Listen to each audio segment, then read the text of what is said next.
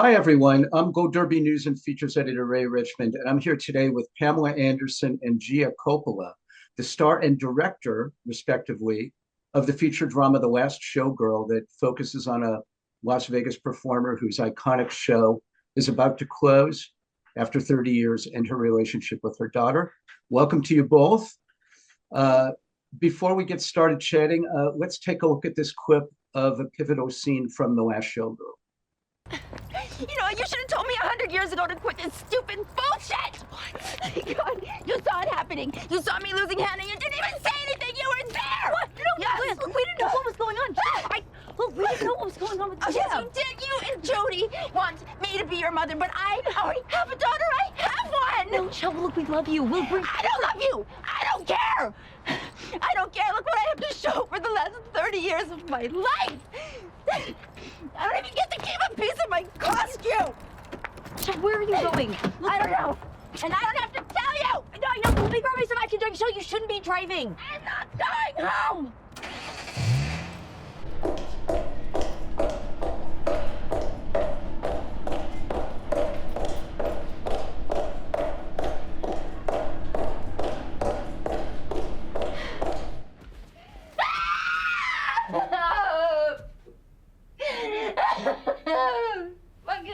Fuck you! Fuck you!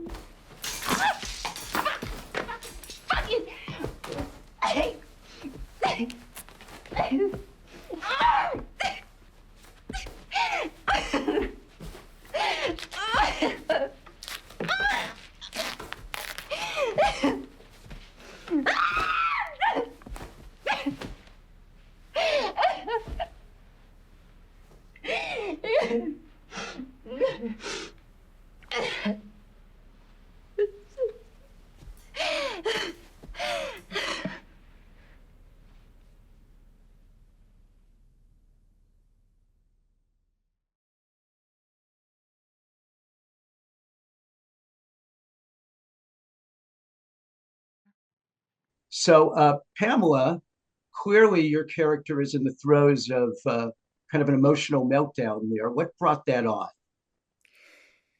Oh, life.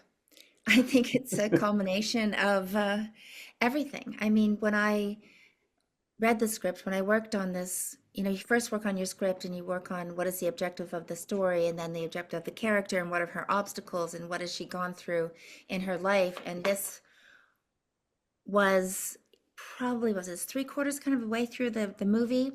And I knew at this point, as things were adding up, and she was reassessing her life choices, including almost just that she had a daughter, that she was being maternal to these girls in this show, and it was just hitting her all at once that she should have done things differently, and that's where this moment is. It's after the audition, and the audition scene was an important part of the film too, because she's not giving up. She's not taking no for an answer. And I think that's what I love about this character so much, is that she's not a pushover, but she has a lot of conflicting things going on, especially in this scene.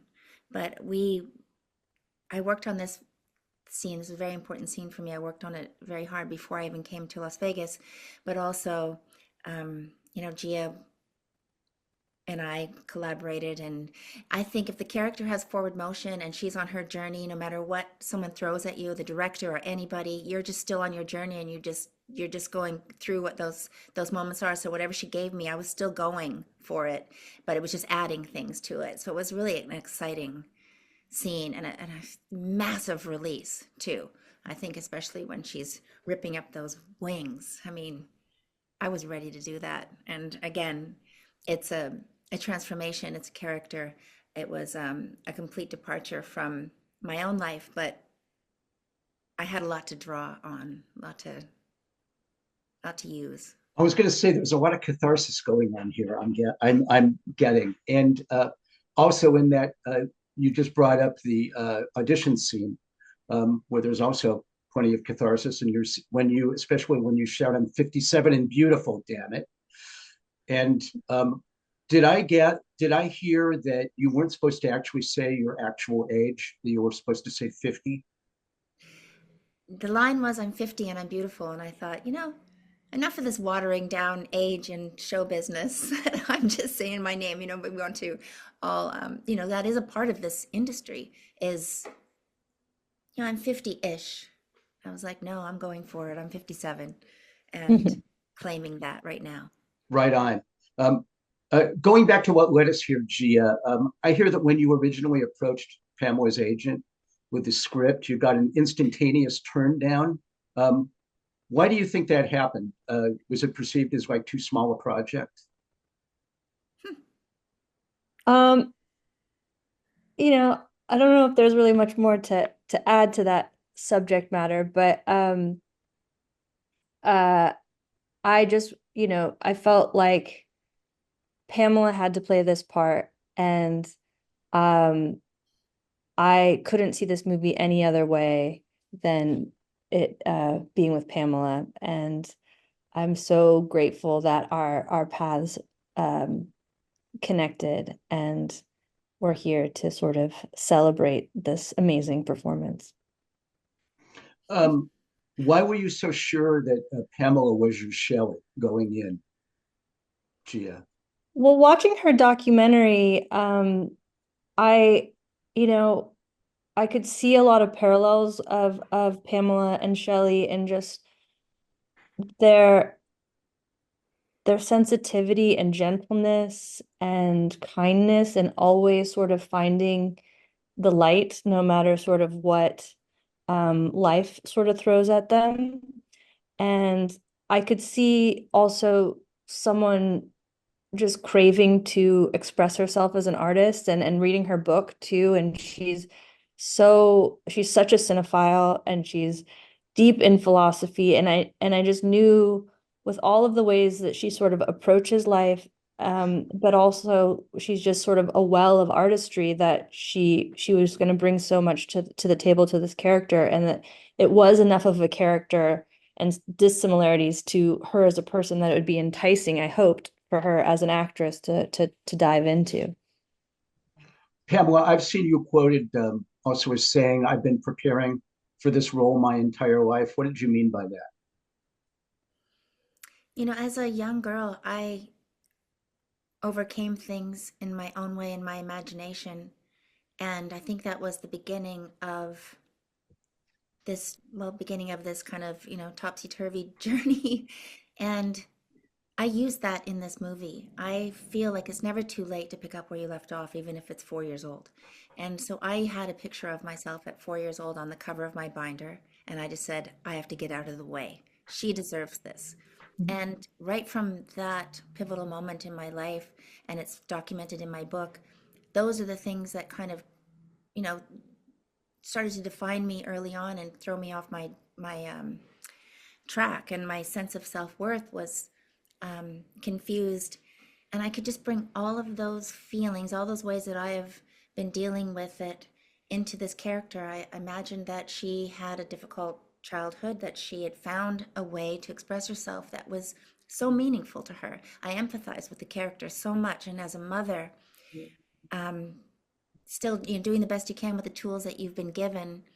And, it just, there's been milestones in my life from very early age, and I felt like this was another milestone, that this was my opportunity to heal myself and some parts of me, that there's no other way to do it than through a project, through an art project. And, I was writing things that were so deep and heavy and crazy that, after the movie, I shredded all my notes. This was a real catharsis. It really Wow. was. I put a lot into it, and I got a lot out of it. So I love Gia forever for giving me the opportunity. And, you never know if it's going to work, if people are going to love it. And I know, sometimes we were doing scenes and people would start clapping, and I would go, why? What's happening? Like, I just didn't understand, how, if it was working. I mean, we weren't like, I've never really looked at playback of anything, but, Gia had her monitor, and she knew when she got it. And, we didn't have much time, so we did it, it was on film, and we shot the film in 18 days. So, she was just so singular focus, knew exactly what she wanted. And I felt like the collaboration was so fun and so exciting because she was so calm and decisive, and and you're just this raw nerve out there giving everything, and she was such a calming influence, but also made me trust myself somehow, you know. I feel like I'm new at this, but I also feel like I've been doing this a long time. Well, you have. When that's the thing is, I mean, you've already had a hugely successful career by any measure. But I mean, Pamela, this last few years have, I mean, they've really profoundly altered and deepened the perception of you as an actress. You know, first you got great notices for playing Roxy Hart in Chicago on Broadway. Now the rave reviews for The Last Showgirl. Not to mention what SAG Award, Golden Globe, Gotham Award nominations. Did you always know you had these kind of performances inside you? I knew I had the performances inside me. I knew I had something to give, more to give than what I was giving, but I didn't know if it would be, award worthy or anything like that. I mean, the win is doing it. The joy is doing it. And sometimes, this industry, you can get caught up in all this excitement, and all of a sudden you're thinking these thoughts when really we've already, the best part is done. That's why I was just really enjoying it and being able to like really personalize these scenes and moments and breaking down these scenes together. I think I sent you this, I had this long snake down my hallway of all the scenes I was doing so I could tell where she was, especially in these moments. You need to kind of see the journey to that point. And yeah, it's like a big science project. It's a art project. It's nothing like it. While you were doing a series like Baywatch and VIP and Barbed Wire, did you long for more complex roles during that time? I mean, did it frustrate you that you weren't able to? Well, I like to say that I was Wild Westing it because I mean I was always fascinated with art and poetry and movies and musical theater and dance and everything. Since a young girl, I never took those lessons, or I was always too shy to be in a play at school. I was in a jazz band. I played saxophone and stuff like that, funny little things. But because I could express myself through jazz, I felt, because it's imperfect, and that's where I always say I'm striving for imperfection. And I feel like it was just kind of observing, almost like an out of body experience sometimes, thinking I was going to be on the beach anyway. This is a job. Like, I mean, I didn't have anybody in my family or anybody in my life that did these kind of things. I didn't know it was an option for me growing up in a small town on Vancouver Island. I didn't know anybody that did this. So I was really just winging it. I mean, I had no idea, but I was reading Boleslavsky, The Six Lessons, doing, but then I was married and Barbed Wire, and Tommy was crashing his Testarossa into my makeup trailer. And like, I mean, it was just chaos, but wild experiences that I'll never forget. And, that is a true saying, being happy and sad in the same moment is an interesting feeling. And I think that's kind of what I got out of that time in my life. But I was always craving to do something, but when things kind of took another turn in my personal life and this, private property was stolen, I just kind of went, oh, there's no way there's no way out of this. So I didn't feel good. I even came home, a couple years ago thinking, oh, well, I guess I kind of created this cartoon character that there's just no way out of it. And I was going to peeling it all back. And I was thinking, I'll make pickles and jam in my garden, and I'll make my life beautiful no matter what. And I'm always creative. I was always known for that. But I needed to do something for my soul. And I thought, from Baywatch to Broadway, that has a good ring to it. I can live with that. It does. This was just the warm up. Like Broadway was the warm up for The Last Showgirl. That backstage banter, being in that situation, those small little hallways backstage, and hearing people talk about what they're making for dinner, and then hearing their cue and going on, and then going off the other side, continuing the recipe of what they're making for dinner. It was quite wild to see these people in these roles for 18 years, 20 years. Hmm. So I was so happy to bring that to this. But, it all happened the way it was supposed to happen. If I didn't live this life, I couldn't have played Shelley the way I did. And I never expected it. I really thought it was the end, and it truly was just the beginning. And that really caught me off guard in a really exciting way. Isn't it amazing to have that kind of unexpected chapter in your life when that It comes almost along slipped when you through my least expect fingers. it. But it almost slipped through my fingers makes it even sweeter that I got to do it. There's always an Absolutely. obstacle. Those are what make life interesting. Gia, what is it about Las Vegas and the showgirl world that fascinated you enough to want to make a movie about it? I've always been fascinated with Las Vegas. In college, I was a photo major, and when I would drive cross country to bring my car back and forth from school and home, I would stop in Vegas and take pictures. And you're just finally of age, you're 21, so you can kind of actually really experience the city. And I just found it so unusual. Like it's such a metaphor for America in a lot of ways in this glittery facade. And I've always wondered what is it like to live there in this unusual city. And I never really found a story that I connected to emotionally to kind of convey my version of Las Vegas. And when I came across Kate's script, I was just really struck by it in so many ways. I love that it stemmed from a play, so it allowed us to kind of make something in a very intimate kind of Cassavetes fashion and allow us to be nimble and do certain scenes. Like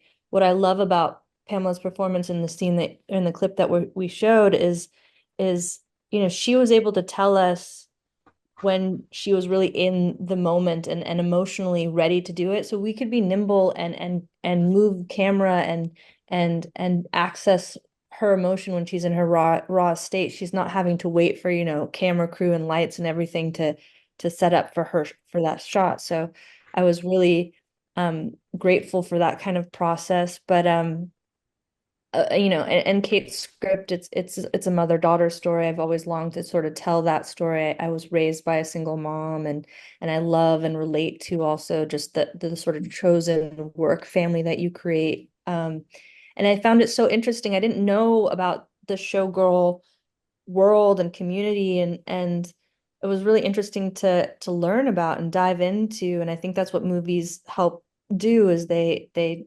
transport you into worlds that you aren't necessarily familiar with. And the showgirl is the icon for Las Vegas, but the actual show does not exist because the production value is just too expensive, and people don't value that kind of um, artistry anymore. I actually saw Jubilee, um, Wow. the show that show that the film is based on. It struck me even then as a throwback to a different era, but it was still fun to see at the time. It must have been 20 yeyears ago, but it wasn't. It didn't seem sad or an anachronism. It just seemed like, wow, this is Vegas. You know? Yeah, I only seen like YouTube videos, but nothing in Las Vegas exists past 1980 now. It's like, and so much of this movie also deals with that kind of analog versus digital, out Right. with the old and with the new, whether it's culture or humans, technology. And I just think that's just an interesting, not to dictate, any sort of point of view necessarily, but just to observe. Mhm. We made a very powerful film. And Pamela, you brought an awful lot of humanity and dignity to a Mm. profession so often dismissed as, kind of lightweight fluff. I mean, were there any aspects of yourself you could express through playing Shelley? Well, the parallels were the love of nostalgia, the love of beauty and glamour, but also the dark side of that is if you give your entire life to it, you know, beauty is perishable. There's an expiry date. There's you have to celebrate more of yourself. And I think I've been dealing with that too. But I just loved her as an imperfect kind of wears her heart on her sleeve, unpredictable character. Those are always fun to watch, and I always want to do films. I want to do films that inspire, that are hopeful, that are even in the most chaotic of circumstances, you see hope and joy, and I think that's about reinvention and so I guess there was, plenty. I always say my pockets were full of experience that I could kind of draw from and feel in being a mother in this industry, and being objectified and not realizing how much that affects your kids. Those were touching moments for me where, Mhm. yeah, it was just, and having adult children and having those conversations. So there was a lot of nuance, a lot of layers, a lot of, I loved every single scene in this film. I loved the script. I mean, Kate wrote this wonderful script that was simple enough where we could, the characters could breathe, you could collaborate and create these characters together. But the vulnerability, those are all choices, those are all choices in the moment. And, it was very easy to kind of get teary-eyed a lot in the film. And I know Gia kept saying, everybody's crying. Come on, we need, don't like it, but it was so sensitive and so touching that it wasn't, but I think that there was the right amount of emotion, and that's Gia steering the ship because Well, and that's when you know your heart's in it. When oh yeah. tears on a set strikes me as not a bad thing. What was it like working with Jamie Lee Curtis? Either of you? It seemed she's just Legend. such an amazing magnetic presence. Legend. And Legend. I learned so much from her. She's just an incredible professional, very professional, and such a wonderful champion for women. And when she said she did this film for me, I was blown away. I didn't quite understand that, but I really believe her. She's authentically, she loves to support women in this industry and indie films, right? And small and indie movies. Is that what she said that she did? She did the film for you? Well, she took me by the shoulders and she said, I did this for you. Wow. Yeah, I thought, wow. Between her and Gia, it's like I didn't realize I had these incredible women out there that were going to, change my life. And Gia being able to direct an Oscar winner like Jamie Lee, huh? Yeah, I mean, I was very intimidated, but also so excited to kind of be in the orbit of that level of talent and learn. And I think that was what was so exciting is that, and I'm so grateful. I really didn't know that we would have a chance of her coming off the Oscar, that she would want to do this, small independent movie. But because she's such a champion of uh independent cinema and of Pamela, that she was gung ho. We just had to sort of make her 4 days work within her schedule, and so we bumped it right after the holidays. And but you're intimidated at first, and then you realize that she's just championing everyone, and she's on set early. She hangs out on set the whole time. She'll move gear if she has to. She does what's best for the movie, and I think that's really admirable, and it really set a great tone for our first few days of shooting. That's the thing, is real pros are Yeah. generally not difficult to work with. Is what I gather. Um, uh, Gee, I have to ask, I'm assuming your grandfather Francis has seen The Last Showgirl. Did you get, what kind of feedback did you get from him? Yeah, I mean, well, what was exciting was we were both promoting our movies at the same time. So we were at TIFF, and so he got to come to our premiere. And I've learned so much from him, from just sort of being in his world and observing him. And I'm so grateful to like turn to him for advice, but I also have to recognize, like, these big voices are also directors too, and that they give you advice sometimes that of the version of how they would make it. That's And right. you have to really kind of dig deep inside yourself. Well, okay, but what is it that I want to do? Right. Um, well, I think we're going to leave things there. The Last Showgirl is playing in theaters nationwide. Pamela Anderson and Gia Coppola, thanks so much for joining us today at Gold Derby. Thank Thank you you. so much.